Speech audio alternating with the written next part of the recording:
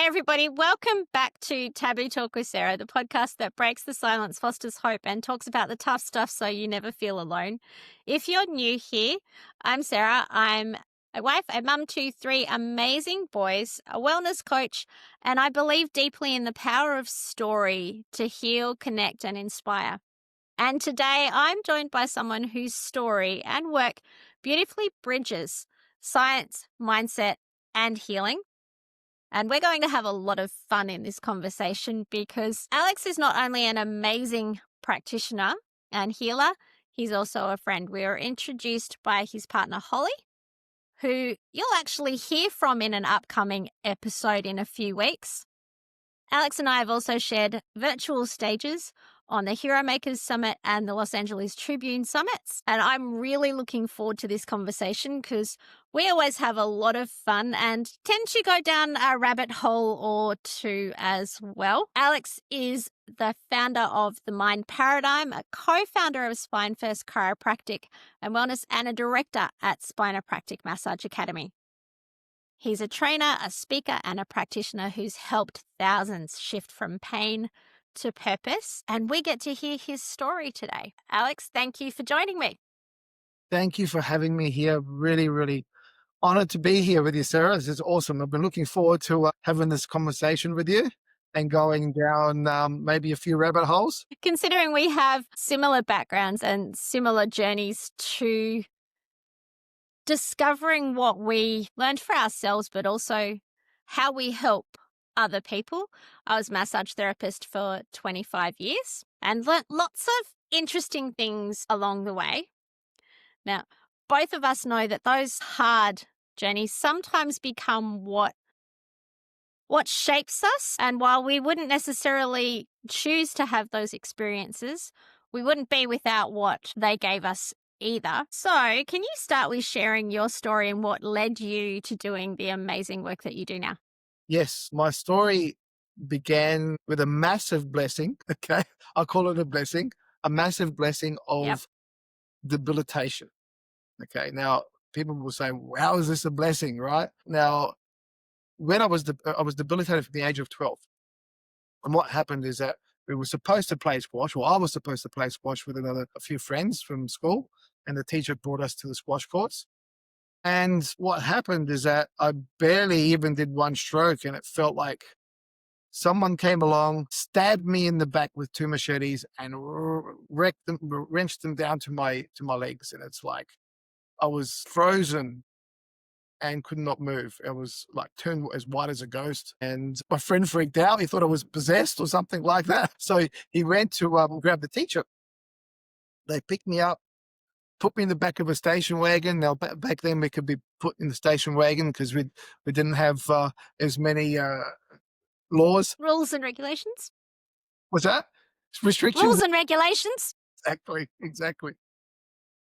And then they put me on the couch.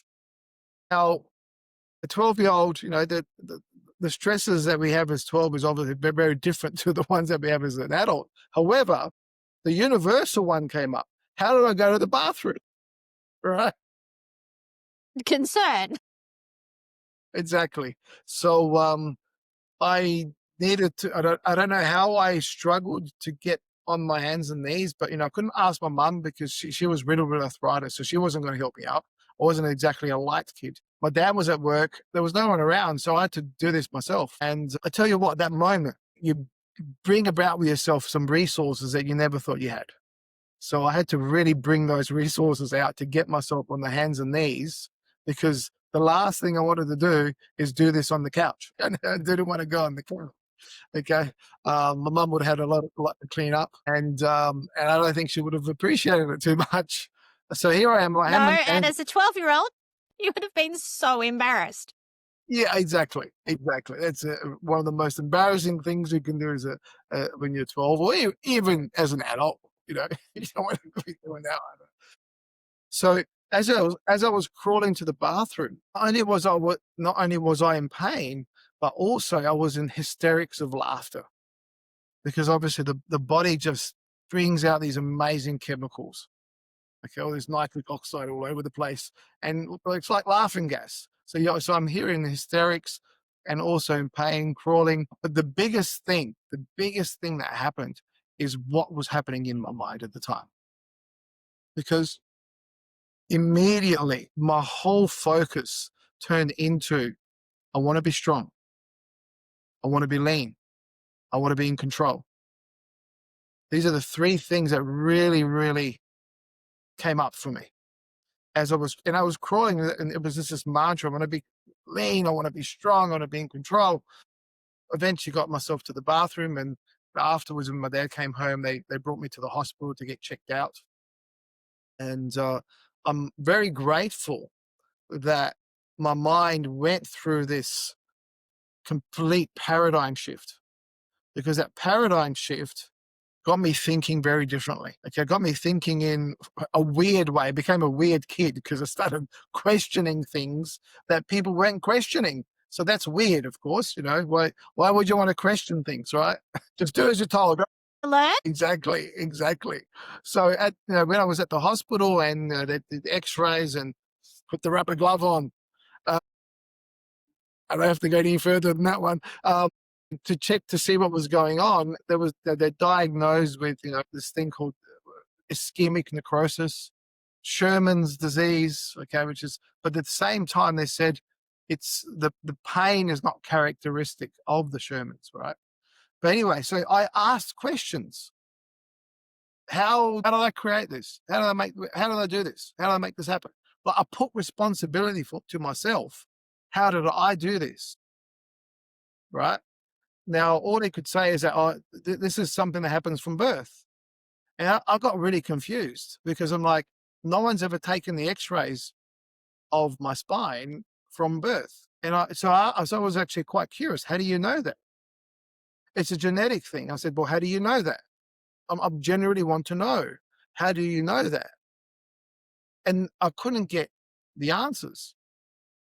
And later on down the track, as we go down the rabbit hole, now I know why they couldn't give me the answers. So that was just, look, just all you need to do is have some pain relief. I'm like, well, I'm not asking for that.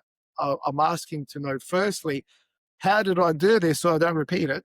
And secondly, what can I do to get on top of this? Because remember, my mantra was be strong, be in control, and be lean, right? So, my mum was saying, listen to the doctor, listen to the doctor. She was getting frustrated because at the time, my parents came from a background where doctors were here, God was here, and we were like deeply Catholic, but still doctor was here, God was here, and humans were somewhere in the gutter, right? Yep. And some things we just don't question. Exactly. So listen, I am listening. I'm listening really closely. That's why I'm asking questions.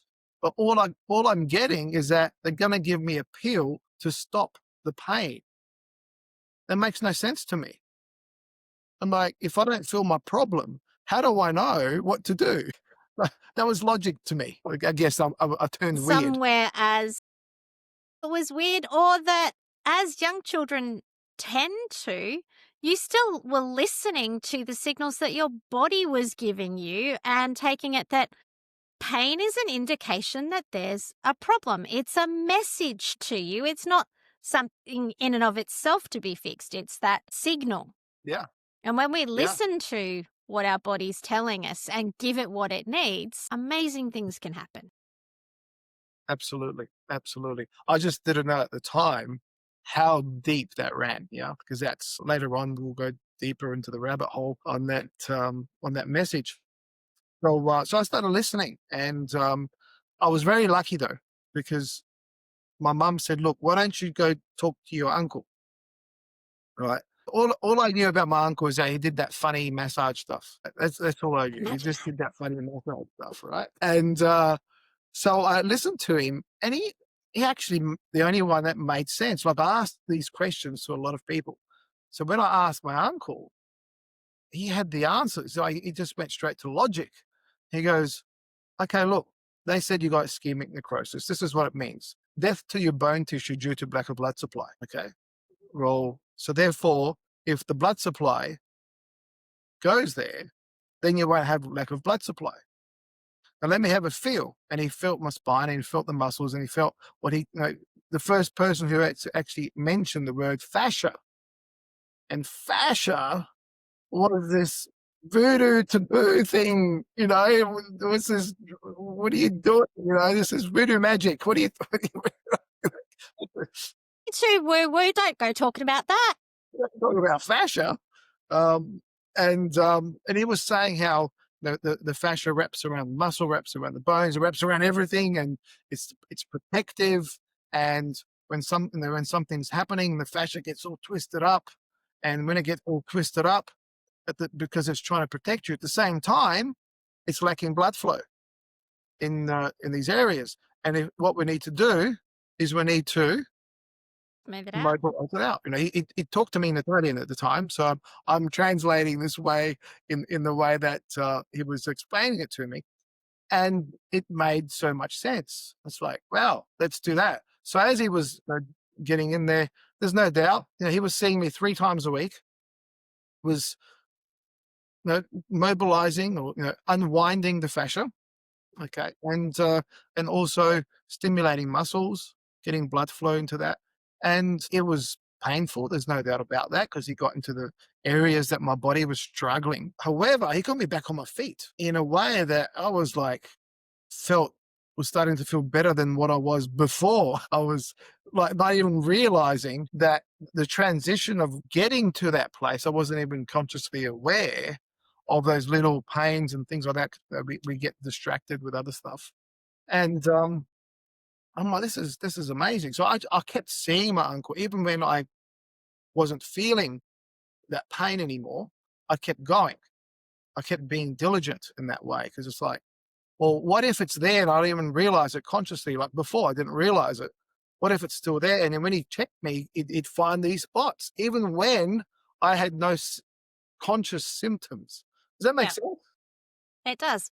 It would make sense to you. You've been a massage practitioner. You get so many people that come in, think, oh, I'm fine. Realize that they're hurting until you push on something and you go, and your uncle was kind of a little ahead of his time in that back then, we didn't talk much about fascia. Now we understand it way better because the science is catching up to what some instincts are. The best explanation for fascia I ever heard, picture it like a layer of glad wrap that just wraps gently around all of your muscles and your internal organs to protect them. And it slides over them and lets them move, and it sends messages from one place to another.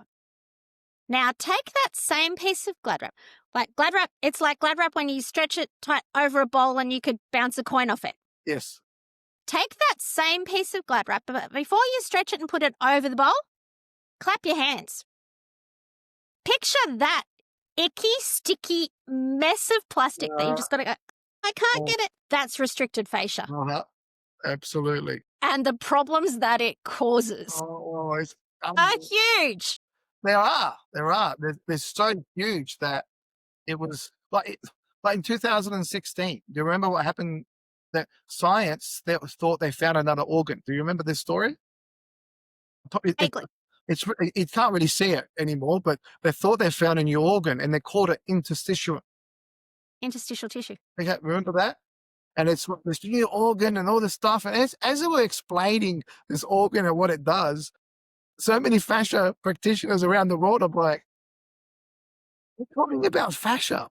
You know that voodoo stuff you were talking about? Yeah, this is the stuff that we were talking about. The innate intelligence that we have in our palpation skills, we were feeling all this. We feel all this stuff. However, when you're looking through microscopes and when you're looking through all these scientific machines, to be able to see things through that, it takes a lot longer than you being able to use your innate intelligence, because the innate intelligence has been there from day one, always been there, always will be there, and always is here. And it's never going to be destroyed, as you were saying before, it's just because it's energy. And the thing is, the machines that we create as humans are never going to be as good as that innate intelligence. And this is the things that we unfortunately rely on as that these machines are going to find things better than my brain scanning itself. Okay, Although we'll we're talk starting about that a to little bit later. realize that, yeah, oh, we can go there. The science is starting to catch up to Yeah, that yeah, innate knowledge and realize that we are all interconnected. That because there was a time when everything was separate, yeah, but yeah. now we're realizing no, every single thing is interconnected. And the best way to get healing for the body is when you look at it on that whole level. It's not just you've got a problem with your ankle, it's what is that problem with your ankle causing in other parts of your body? There's a great book by Bessel van der Kolk, The Body Keeps the Score. Yes, yes, Your body stores everything, it stores information. yeah, yeah, And yeah. it's usually pretty good at healing itself when we give it the right tools, but it's dealing with those emotions. And what I love is your work with the mind paradigm, but also that we see that the nervous system and the energy system, they're just two different languages describing the same thing. Those ideas are not as separate as we'd like to think. There is No. a lot of overlap there. Well, they talk the same language because they communicate to each other. We're the ones who put the separation there, and Yeah. but that's the thing that Which we Newtonian now physics was all realize. about. Yeah, yeah, exactly. We talked about Newtonian physics was all about how particles interact with each other. So therefore, science went down that path of in the body. So that was based on inanimate matter. Okay, so but when but they put the same theory in animate matter. Okay, with where there's life. Now it works really differently with life. However, that's how they're looking, and they're still doing that today. Is that they're seeing how the particles react. So this is what happened. This is what's happening at the particles. If we can change that reaction, then we've helped it. Not and then they'll say that by changing that, then it'll help us consciously. They're not seeing it from the other part of it, where well, what's happening consciously and looking at the downward causation, as Dr. Goswami calls it. They're looking at the upward causation, not the downward causation.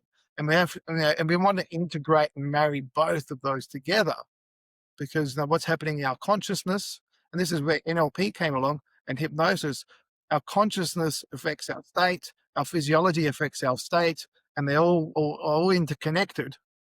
And this is how we eventually are vibrating in a certain way, which then we start being attracted to certain things and so forth. And I know I'm going ahead of myself here.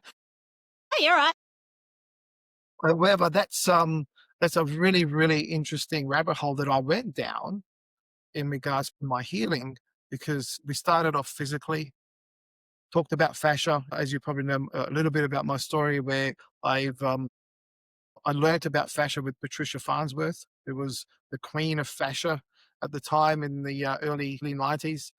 This was back in 92 that I learned that, and I did this amazing unwinding weekend where we started learning as the fascia unwinds, it's not just the physical thing that it was holding on to, it was the emotional trauma that you haven't yet resolved. And so therefore, as that fascia unwound, I'd see a lot of people in that weekend go through massive emotional experiences. I saw one going into a fetal position because her trauma was all the way down there.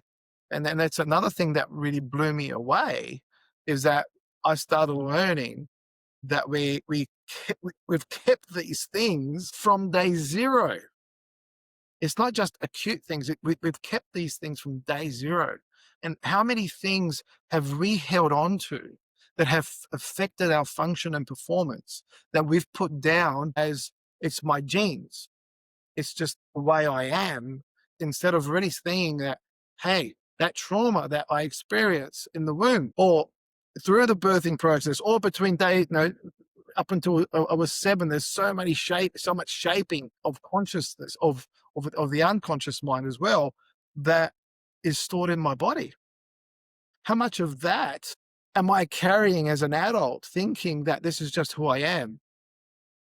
and we will put a label on ourselves and identify ourselves through these diseases. Yeah. Yes.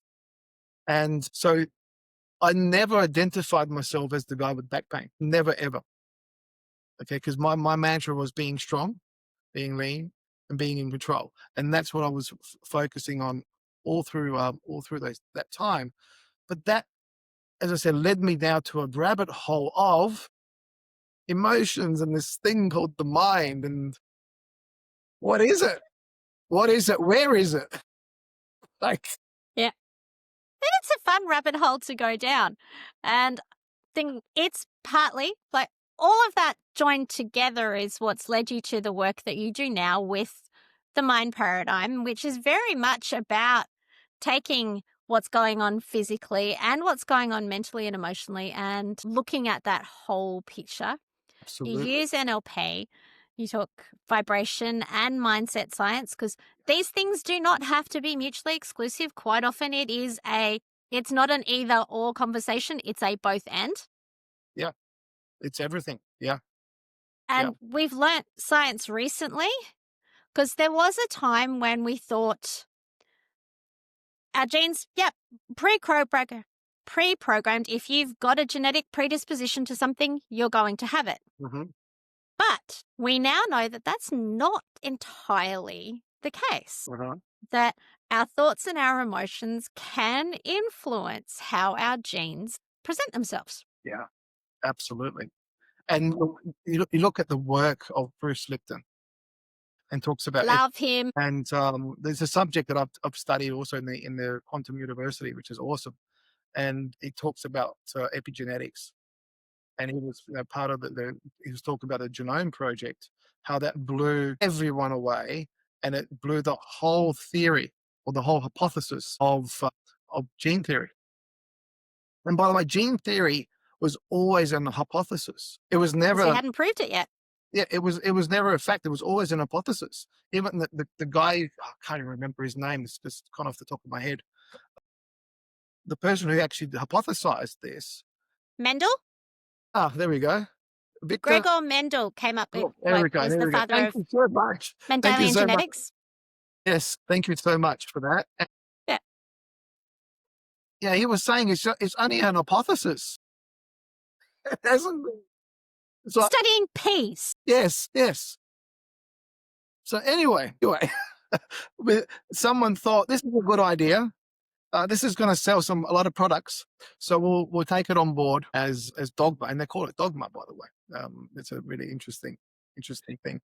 So, but that's a huge thing that you've come across, is because if we really want to go down that rabbit hole, and I did, I went down the rabbit hole of genes, and I asked myself, how far down the genealogical line do we stop to blame our problems? Because you can't just say it's your parents. Where do they get it from? There's two sets of parents. There's four sets of grandparents. Okay. Keeps going. Where do they come from? So who do we blame here, and whose genetics? And the thing is, do we blame, depending on where people go from? Now, I'm a person of God, you know. Do you blame the person who created perfection? Is that who we blame, or people who come up with the Big Bang theory? Does the Big Bang theory come and say, I'm going to give this person these genes and this person these genes, and like it's madness when you really go down that rabbit hole of what does it actually mean when someone says it's genetic? What does it really mean?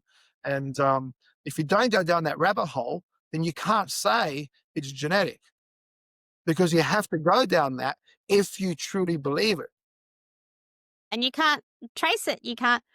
There is times, though, that a genetic mutation will just be a spontaneous mutation. It's not always that you can track it through the generations, but quite often. And that's the thing, how unique fingerprint, right? Because you go down the genes, no one's got your fingerprint. And yet we can, through mitochondrial DNA, trace back to common ancestry. Yeah, well, we've done that through ancestry.com has done that, and some other places have done that as well. And it's quite interesting when people get shocked on what race they are. It just goes to show we're a whole lot more connected than we think we are. We certainly are. We certainly are. And that's the thing. And then and if we don't explore that rabbit hole, we just put labels, and those labels make us lazy. And the thing is, my whole focus was I need to unlabel myself. How many labels have I placed on myself? Because that label now becomes a limiting belief. I'm far greater than that. Our creator is far greater than that. And if we don't respect that, then all we're putting is labels. And it's like, well, how much it's amazing how many labels we put on ourselves when we have these beliefs that are, especially our healing. It's a huge, huge thing, because this is where I want to talk about now, vibration and frequency, is because if we really, really have a look at matter, our matter, and how it interacts through this amazing thing called frequency. But when we look at things, what are we actually seeing? Their vibration. We're only seeing waves, aren't we? We're seeing waves of colors, okay, which is a frequency. And we put all these frequencies together, and then we make them pictures. But we make them pictures not out there, we make them pictures in here, and we see it out there. Now, not only with that, that combines at the same time with the sound waves that come into our hearing. And then what else comes in is the waves of smell, gustatory, and feelings. All this is coming in. Billions of information is coming in every second. And somehow we have to decipher what we're hearing, seeing, feeling at every moment. And we create these internal images, internal representations, as we call them. And that internal representation now is what we think is happening. And it filters out into what we do. Exactly. And if you think about that, that now has an infinite source of possibilities of what is happening. Because there's billions of information coming in. We've just tuned into a certain frequency. And then that frequency filters out into every single cell of our body through the electrical information in our spine, then goes into the chemical process. But it's all frequency coming from inwards or outwards. And this is where it becomes really interesting. Is it really coming inwards, or are we actually just seeing it outwards? This is the interesting scenario, because we start talking about Plato's cave, where he saw this. What we're seeing is just our shadow of ourselves in life. Now we talk about, Tad James will talk about perception is projection. But all we're seeing is ourselves through a projection booth. There's nothing out there that we're seeing that's not coming from our brain, which is quite interesting, right? View things will be different depending on what our experiences have been, because our experiences color how we view and see things. And that's another great thing, is that the experience that we went through, the experience in itself had an infinite source of possibilities of what that experience. And there's a massive rabbit hole. Yeah, that could get scary. It really, really can. However, the beauty of that, and this is where we have been given this amazing thing called the freedom of choice, the free will. We've been given free will, and that free will has given us the ability to ask ourselves, what do I want to tune into? Not what do I have to tune into? What do I want to tune into? And it just becomes this amazing. And that's where I was saying with the rabbit hole, from listening to my body to then starting to pay attention to my body has just been telling me what I've been feeding it. And I remember when I first found one of the sources of the emotions that I had, which was sadness, as we were doing the fascial release and that. And as I resolved sadness, this amazing thing happened, that I used to look at people as a kid and as a teenager, that everyone was sad. I'm like, everyone's just, everyone's faking their smile. Everyone's faking this happiness. All I could see in people's, and the closer I looked, right, all I could see is their sadness. But when I resolved my sadness, I couldn't see that anymore. So my body Yes. was just giving me feedback. And it does that all the time. Yeah. Yeah. And that was one of the biggest pivotal moments of my life. What else am I doing? What else am I projecting out onto people? And that's where the whole going down that's where I chose Tad James as my teacher in NLP, timeline therapy, and hypnotherapy in regards to the way he taught perception as projection. And not only taught it as a symptom, he actually taught it through his inner soul. And that's how that was his motto. And that's something that really resonated. So the more we explored that, the more I'm like, wow, there's more to this hypnosis than I thought there was. Yeah. And it's amazing when science meets soul. And that's what a lot of your work does, is that blending of the two and bringing together our mindset, our emotions, a physical experience. All of what we've been talking about gave birth to the mind paradigm, which is the amazing work that you're doing now. Yes. So do you want to unpack that a little Sure. bit for us? Absolutely. Absolutely. Because I do work in regards to the mind paradigm. I do a lot of work with what I call neurofrequency meditation, neurofrequency hypnosis, because we're tapping into the frequency in which you want to dial into. Now, this is a big thing. It's like if you like our brain is a beacon. It's this amazing, like an antenna. Now, if It's you a big really, battery. yeah, it's a big, big, amazing, amazing thing. So when we start asking ourselves, what is it? What's the life that I truly want to live? What you're dialing into is a certain frequency of your life. Now, when you think of that, we've been here all the time. Like we start thinking to ourselves, back then, if I made this decision, my life could have gone here. What are we tuning into? We're tuning into a certain frequency, a certain station, or we're thinking about, oh, if I chose this instead, this is what my life would have looked like. And we go through as those sliding doors situation, right? Where you can see yourself in different scenarios.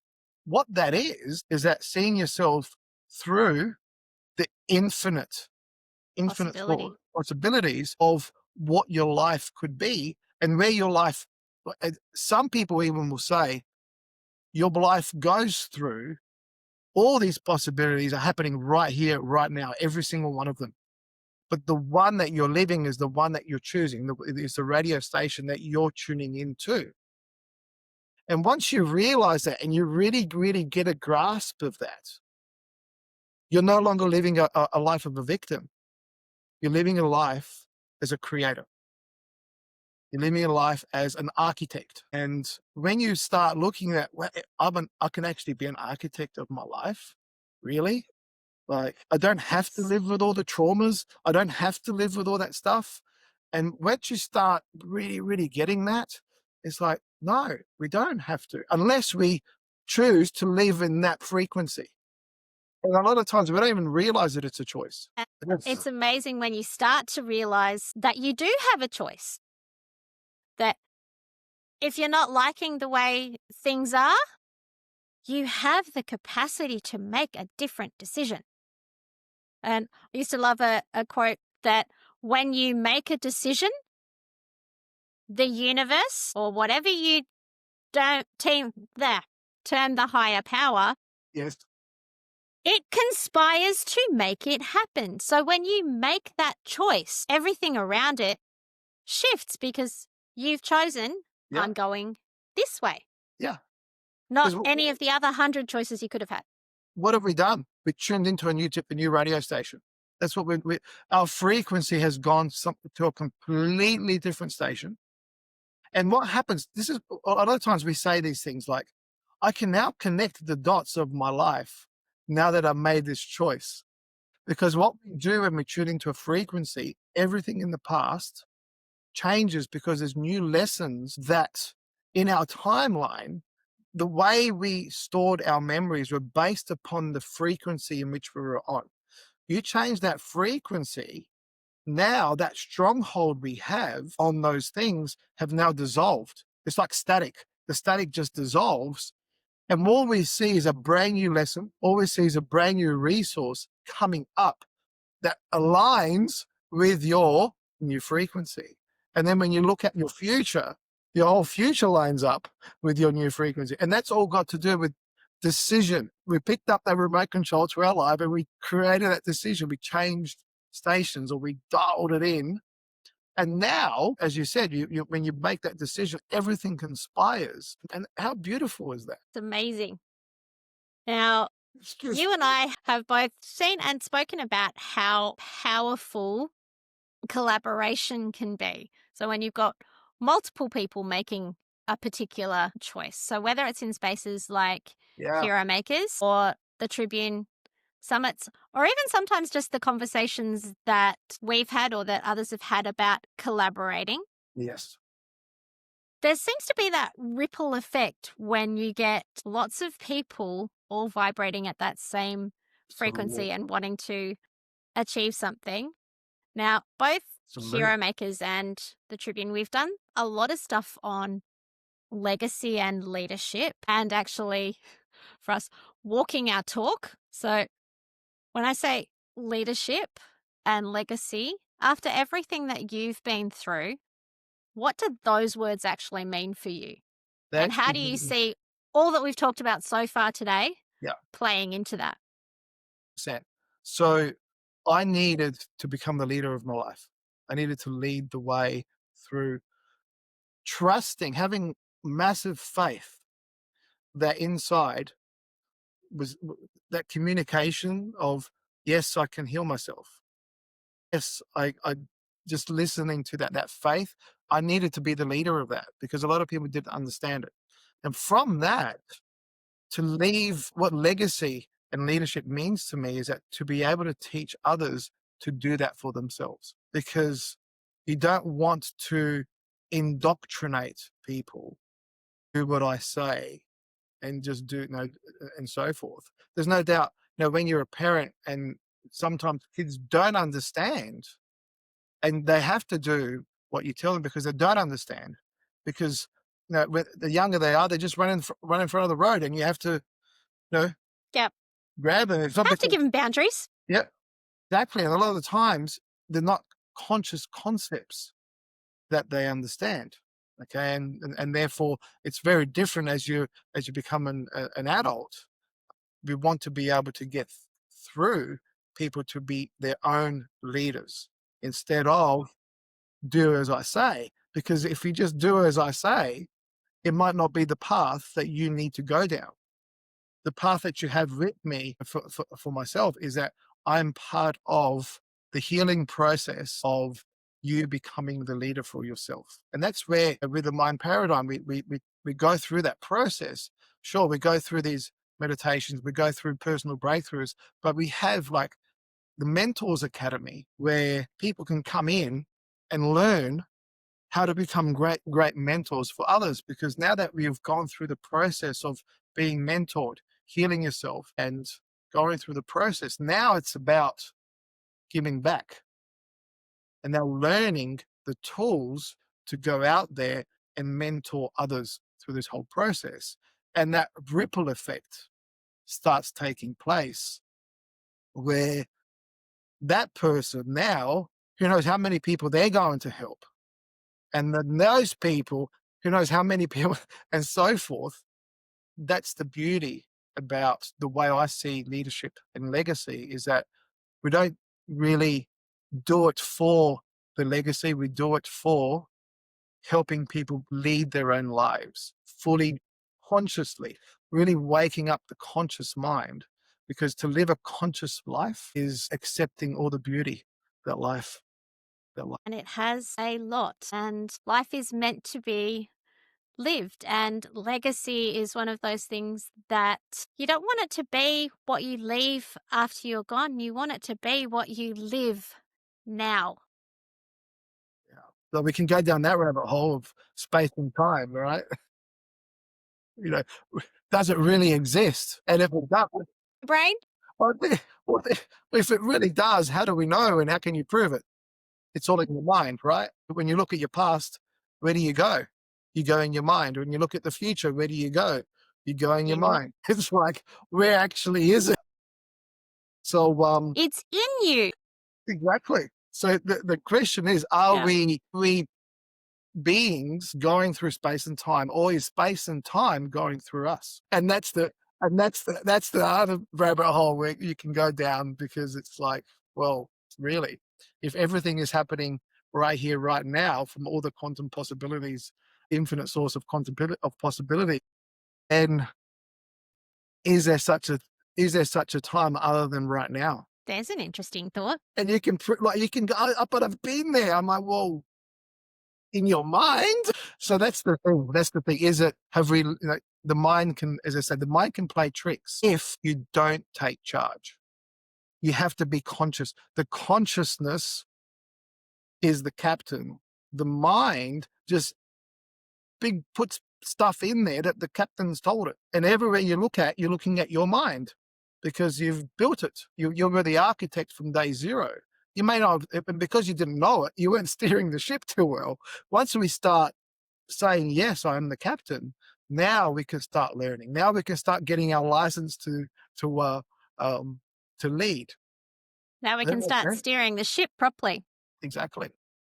Now, one question I always ask everybody, and I think it's a good one for us to end on today as well. What's the one conversation you think we should be having that we're not? For me, I'm very biased, and it's about the conversation of consciousness. That's the conversation that we should be having, because there's diverse thinking, and we should be able to really have deep discussions. Is that when we're thinking what we're thinking, what is it that we're thinking when we're thinking that? Where is it coming from? They're the conversations that we need to have more and more, because if we don't, we'll be identifying ourselves as labels and not as architects, as people that are here to design their life. Does that make sense? It does. So But that's we are the powerful creators, and we need to remember that. So I want to thank you again for sharing your wisdom with us, for going down a rabbit hole or two, and for everyone listening.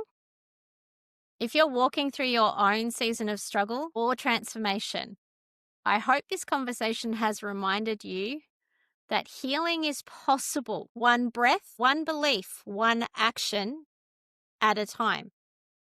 Remember, you are a powerful creator and you can create the life that you dream of. So let's keep living our lives like they matter. Keep showing up for ourselves and for each other. I'm Sarah Jordan Ross. This has been Taboo Talk. Until next time, remember your story matters, so share it, because you never know, your story might be the one that changes somebody else's, because we are all intimately connected. Bye for now. thank you.